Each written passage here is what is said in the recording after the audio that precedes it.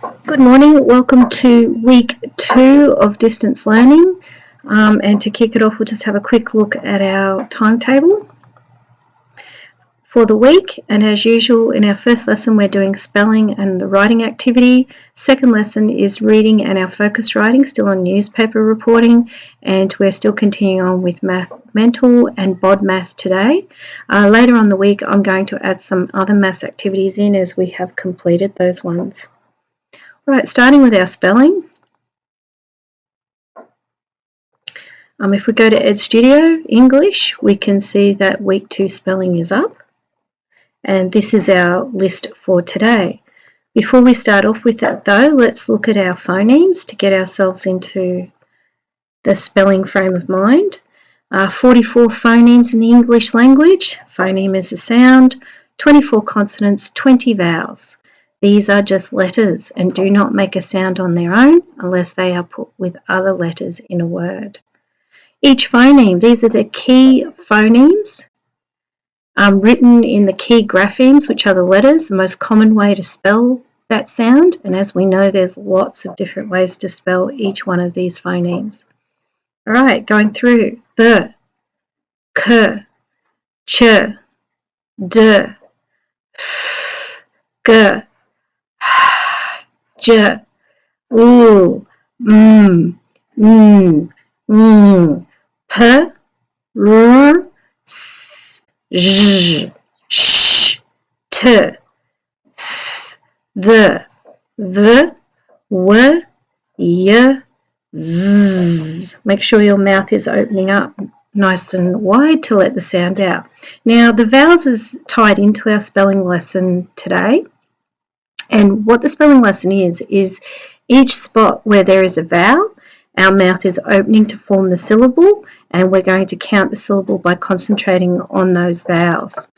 So if we go a, e, a, e, ear,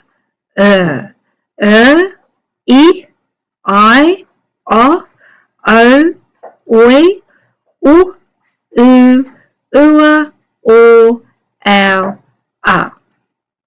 And of course, once again, here are the phonemes, and there's the IPA symbols for those as well, and I'll get the IPA chart up as well and put that next to it so we can keep learning the Latin for each sound. All right, so the words today are silence, vital, react, seizure, vocal, minor, season, overt, bureau, beautiful, average, calculator, camera, somebody, anything, everywhere, customer, families, libraries, Wednesday, camouflage, overwhelmed, accommodate, and miscellaneous. Excuse me. And the 4 extension words, of course, are camouflage, overwhelmed, accommodate, and miscellaneous. So the way we are going to do this is our worksheet here, which you can get to by clicking the PDF link. We're going to do a little bit differently from this word chart. They talk about the jaw drop down strategy, which is the one we've been using, which is that when you say the vowel, if you put your hand just underneath your jaw so that it is not touching your jaw, you can tell that it's a vowel because your chin hits your hand. They've separated all the letters as being responsible for that jaw drop, but as we know, it is not. It is the vowel that does it. So that's why we're going to do it a little bit differently. Before we do that though, we're going to do the etymology of the word first. As we learnt last week, there's lots of information we can get by doing that, so that's why we're going to do it that way first.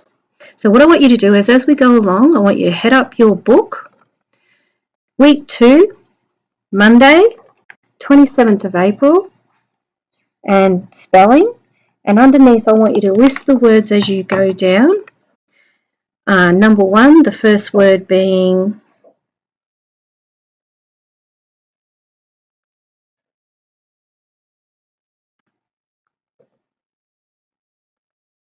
silence.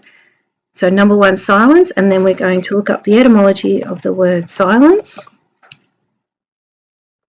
And we're going to make sure we're pronouncing it correctly. Silence. Then you can write down the IPA if you want. Silence.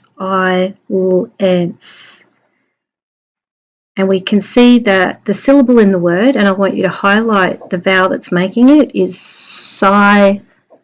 So it's the I and this E, silence. And if you put your hand under your chin, you can see that.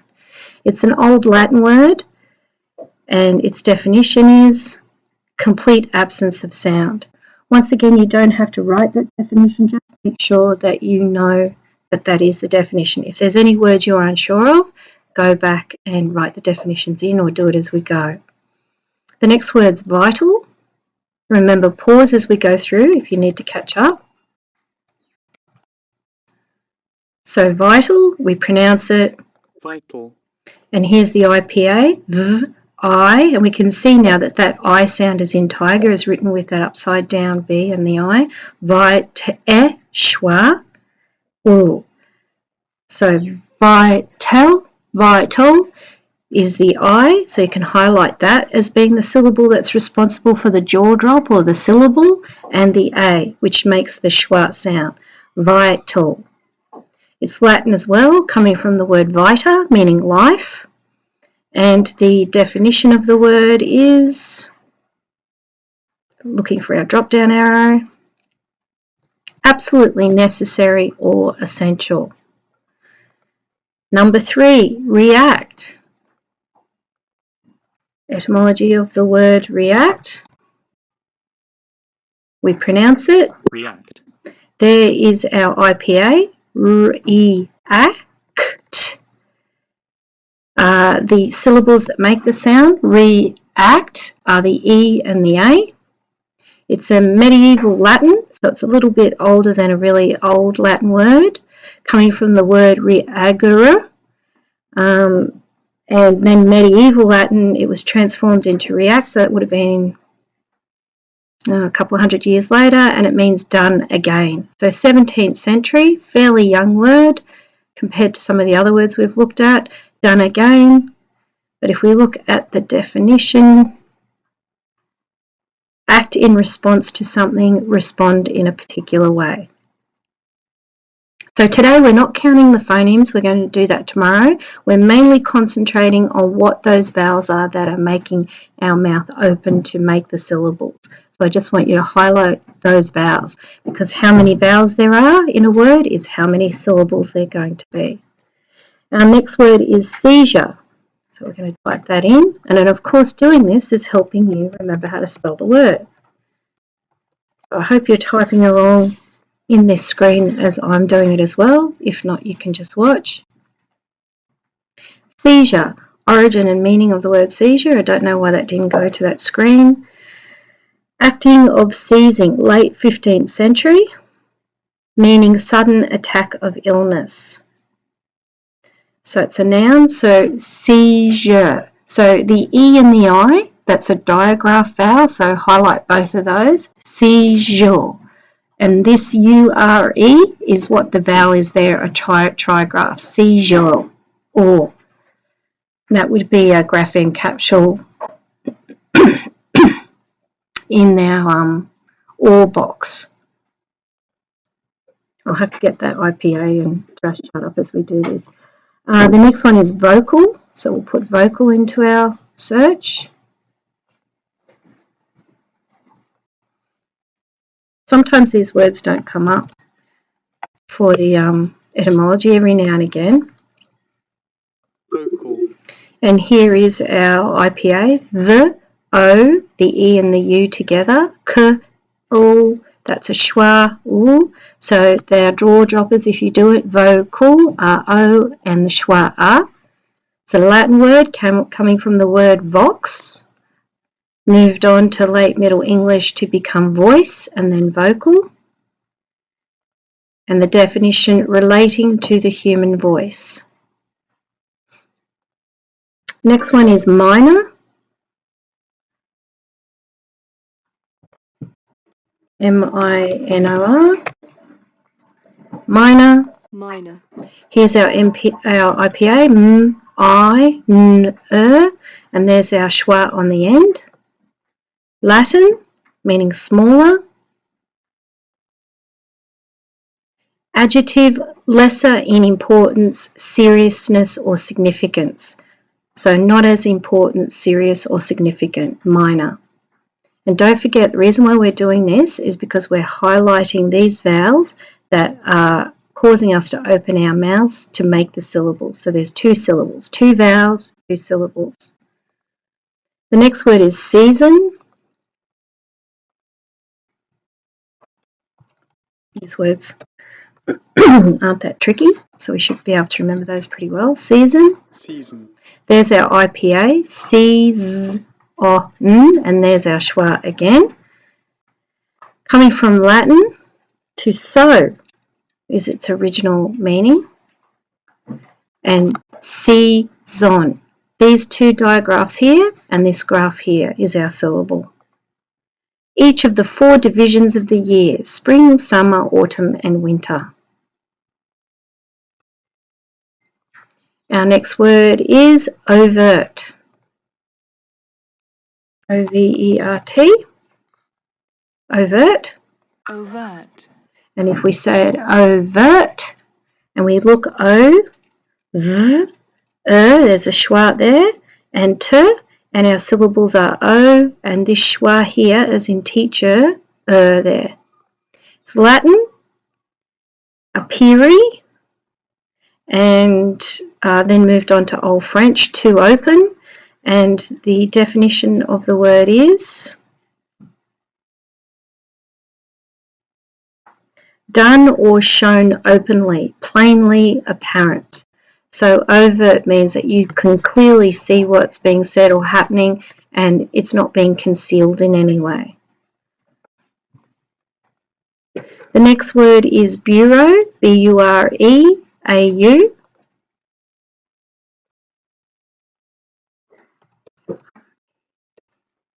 And we had bureaucracy last week, and we pronounce it bureau, so bureau.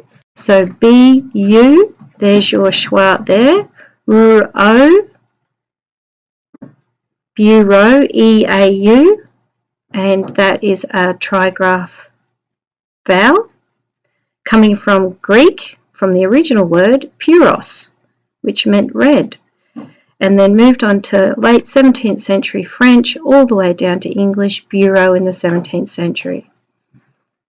And the definition of the word is a writing desk with drawers and typically an angled top opening downwards to form a writing surface, bureau. Our next word is beautiful.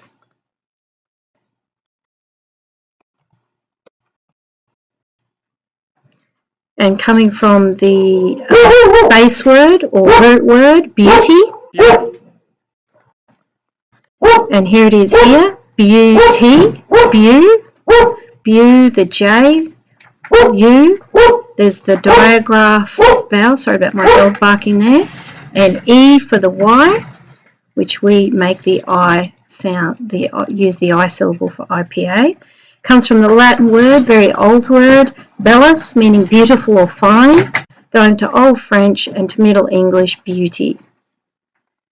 And the definition, a combination of qualities such as shape, colour or form that pleases the aesthetic senses, especially the sight. So that's beautiful. Average, and wouldn't surprise me if this is another math word. Average, and we pronounce that average. So if we put our hand under our chin, average, our mouth opens 3 times. So there's one vowel there. There's another vowel here, which is the schwa, as we can see, and the j sound on the end, which is written with the DG and IPA. So highlight that one, and this one, GE. And it's Arabic. Don't come across that very often, and it means damage to goods. So I was a bit off there. I thought it might have been Latin to do with math. And it goes Italian, avaria, then French, then all the way down to English, and 15th century became average. And the definition, a number expressing the central or typical value in a set of data. There we go. So the Arabic people, we had obtained a lot of our maths knowledge and number knowledge from them. So this is where I was right, that this is a math word. A number expressing the central or typical value in a set of data, in particular the mode, median, or most commonly the mean. And we were working out the mean the other day, I think. Okay, which is, in Maths Mentals we did, which is calculated by dividing the sum of the values in the set by their number. So we'll go back to our next one, calculator.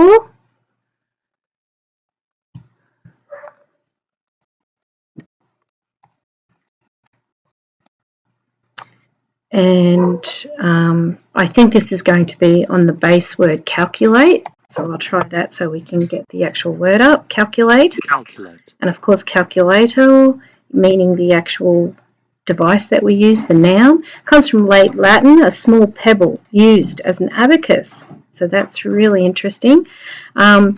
Calculate. So in our word, it will be the A, the U, the A, and the OR. So 4 vowels, 4 syllables. And calculate, the definition is the program can calculate the number of words that will fit in the space available. And of course, for calculator, which is a noun, it will be a device used to calculate an equation. Okay, something like that. Okay, the next word we're doing is camera. So we type in camera into our etymology. So camera. Camera. Camera. There's a schwa there for the ER. Camera. So 3, A, making a sound, and then the R again. It's Latin. Camera, to obscure, and then in the mid-19th century, so a fairly modern word. And it means a camera can mean a chamber or round building.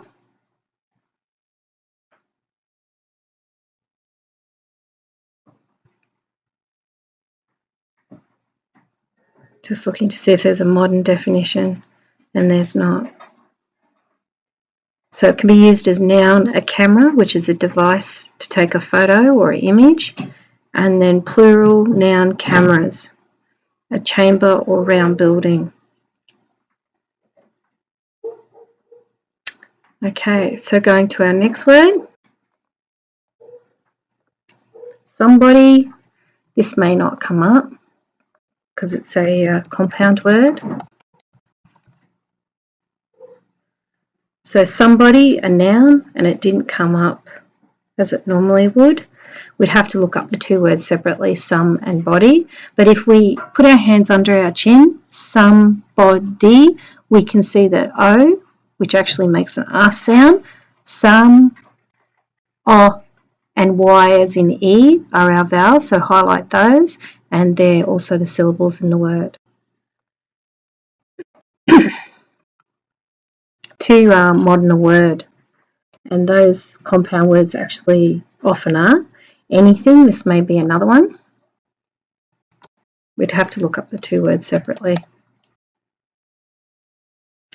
From Middle English, anything, and there it was spelt there when it was first used. They've got the IPA, which is great there. And if we put our hand under our chin, anything, we can see it's the A, the I, and the E are our vowels, causing 3 syllables. Next one is everywhere.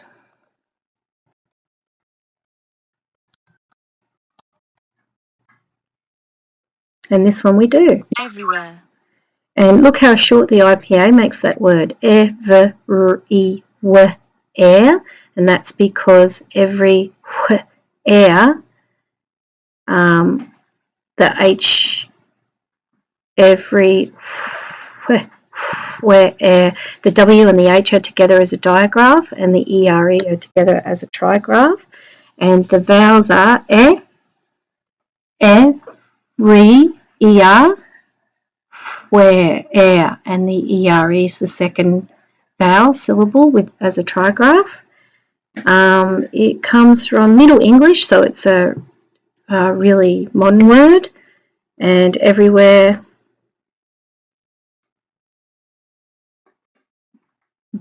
they've got the definition down, or a synonym as being anywhere. So, but we know everywhere we use that word when we're fairly young. Customer.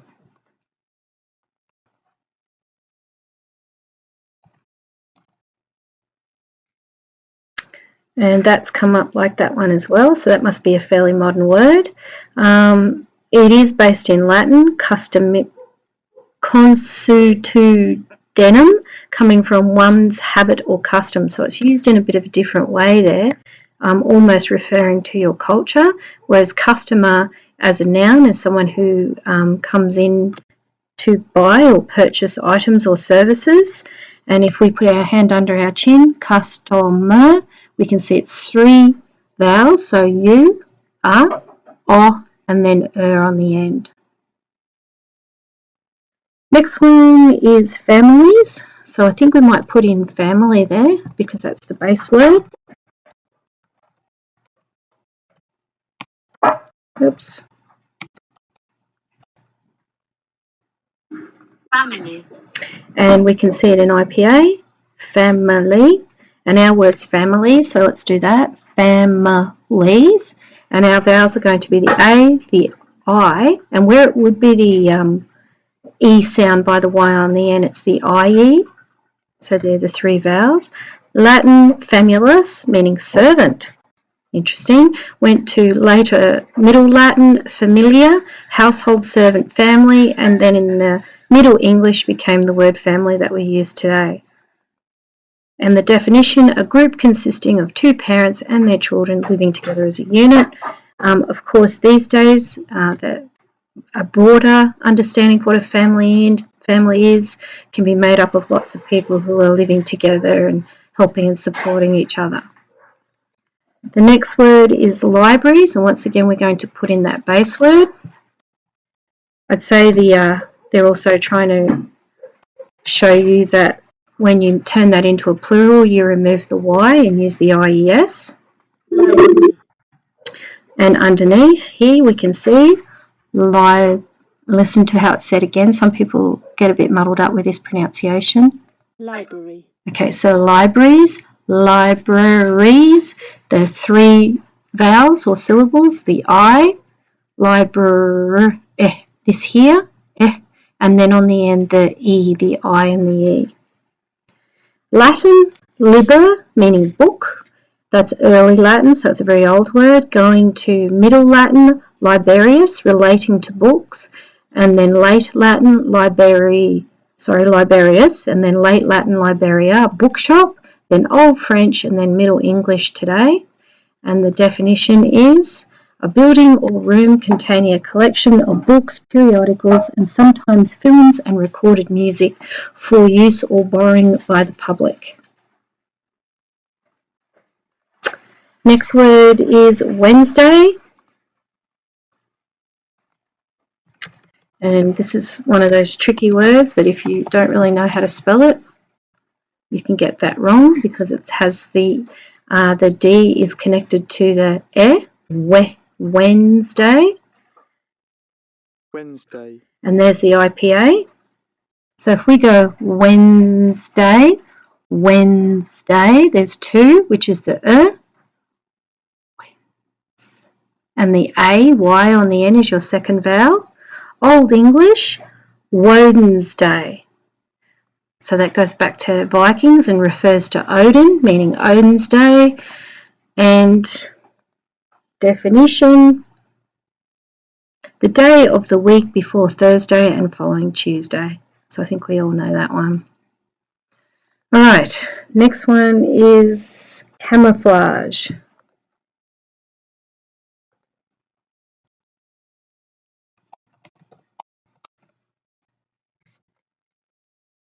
Camouflage.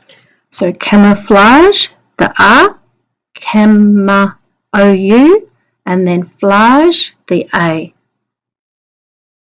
Actually, camouflage, that AGE would be a trigraph, but that's your vowel there. Italian, from the word camouflare, disguise.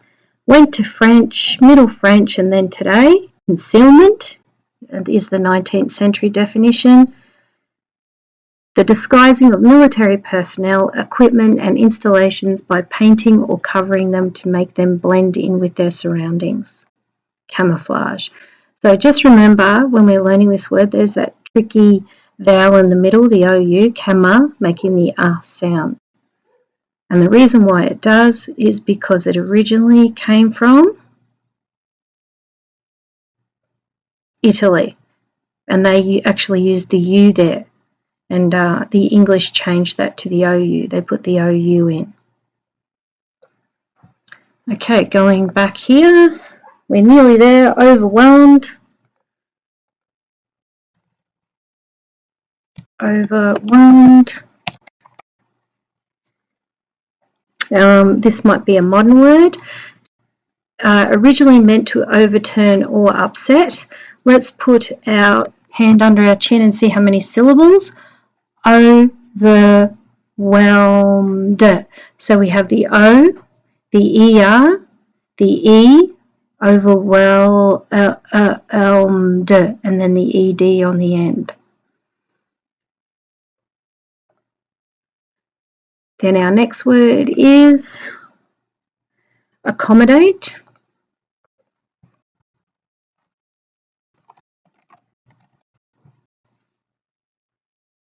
Accommodate. And there we have the schwa right up the front. Accommodate, there's another schwa there, and then date. So accommodate. So there's 1, 2, 3, accommodate. And there's another one there, the 4. Latin word, 2, that's the first part of it, and then commodus, meaning fitting. Went to Middle Latin, accommodate, and mid-16th century is where our meaning comes from. And accommodate means of a building or other area providing lodging or sufficient space for. Last one, miscellaneous. Miscellaneous. There it is there. Miscellaneous.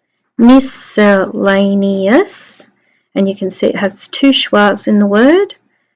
So, I, mi, se, lay, ni, us. The digraph there. Latin, meaning, I'm not even trying to say that one, to mix. Middle Latin, miscellus, and moved on to later Old English in the 17th century. And the definition of miscellaneous is consisting of a mixture or diversified. Hang on, let's move up here to this definition. I don't like that one. I don't think that's accurate. Composed of members or elements of different groups. Various, verified, different. I would say that's getting warmer. Gathered or considered together of various types or from different sources. So a various amount of things from different sources. And they are our spelling words. So tomorrow what we're going to do, I hope you've gone through and marked those vowels, and that's what we did instead of this activity here. Tomorrow we're going to come through and do this activity, and then that's going to be our spelling, and then we'll box the words each week and do phonemes, and then we'll do digraphs and trigraphs. Okay, so our next lesson now is the writing lesson on the Alchemist. So the page for week 2 looks like this, with a little diagram there. So it's the same sort of thing that we did last week. It's going to be very similar in structure that we go through. There's going to be an image there with a little story starter at the start, and we read that, and then we fill in this sheet here. I'll move this over, and you put that in the drop box and send that to me. Okay, so the Alchemist, when you click on it and open up, I'm going to send all these documents out for this week to you via email as well, just in case Edge Studio crashes, so that you can go in and open them up, have them in front of you, or download and print them. Okay, so this is the Alchemist, and as we can see this image here with the jars, and in each jar is a different image, but still very similar to the one in the background. Looks like there's a reaction or some energy in the jars happening. And the little caption that's attached to it that gives us a bit of information about it, or the story starter. She has resided at Ravencliff Crag for hundreds of years, perfecting her art, honing her skills. Her concoctions bubbled and frothed in front of her. She let out a hearty laugh. "Not long now," she muttered under her breath. Her creation was almost complete. So that's what we know about the image. And then if we go to our first activity today, which is based on these questions, and these questions on the side are exactly the same as these questions attached to the Word document.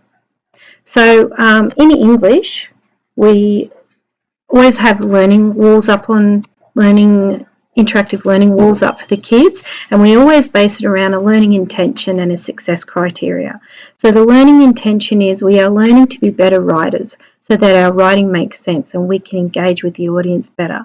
I would actually say here that if we were doing this in the classroom, that our learning intention is to actually write creatively, to interpret image, and to add descriptive and creative writing onto that to further the story. That's really what our learning intention is. And the success criteria is the skills that we get along the way to be able to achieve that. So here they have used noun groups to give more detail to my writing, use some similes or metaphors in my writing, and a simile is when we describe something as being like, and a metaphor is as. He was as big as a bear, and give a detailed description of my character's appearances and personalities. So that's what we need to focus on in our writing, that we use noun groups and we're describing those noun groups. We're using similes and metaphors to show a comparison in our description, and we're giving a detailed description of the characters. All right, so if you want to head that up exactly the same, week 2, Monday the 27th of April, and of course instead of using spelling, we're now onto our writing lesson. And if you're doing it off the Word document, you can just type it in and send it to me, or put it in the Dropbox at the end of the week. But it's really good when you're photographing and doing it each day, because that lets me track your learning as well, and you get feedback for the day. All right, the first question is, who is the person stolen in the story starter? So if we go to the story starter, we might have to read that again to make sure we understand. She had resided at Ravencliff Crag for hundreds of years, perfecting her art, honing her skills.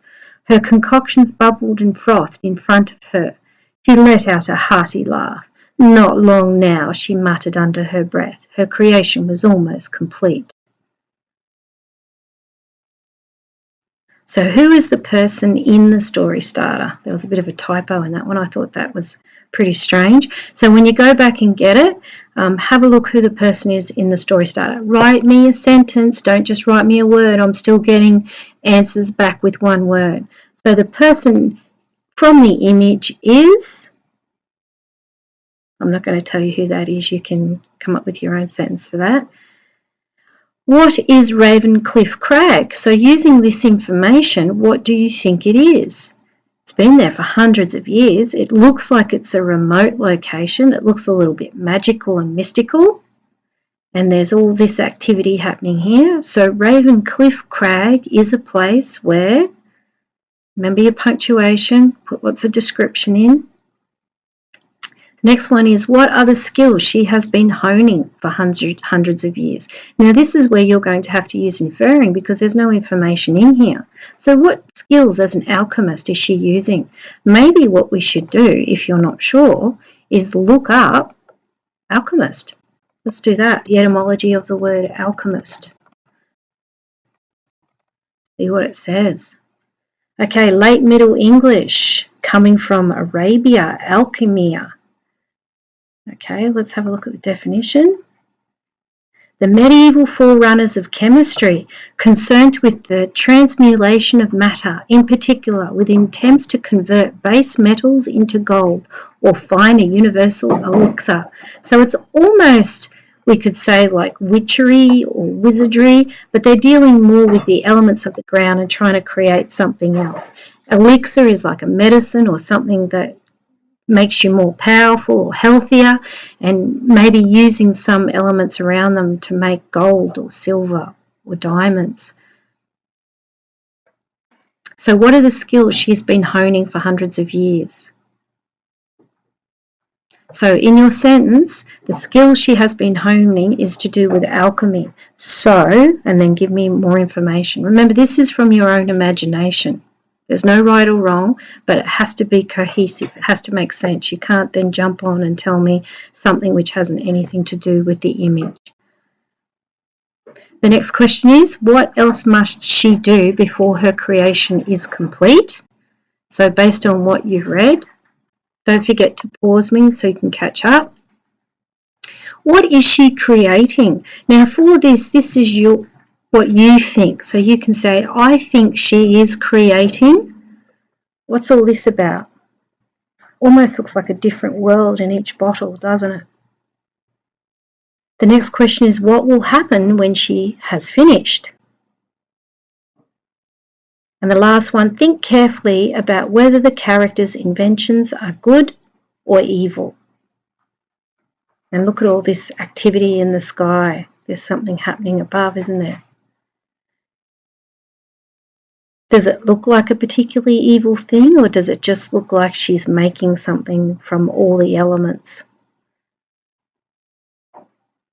Okay, so that's all we have to do for our writing today. Tomorrow we'll go on and do sentence challenges. Then the following day, 6 sentence and perfect picture. And of course, on Thursday, we'll do our story starter.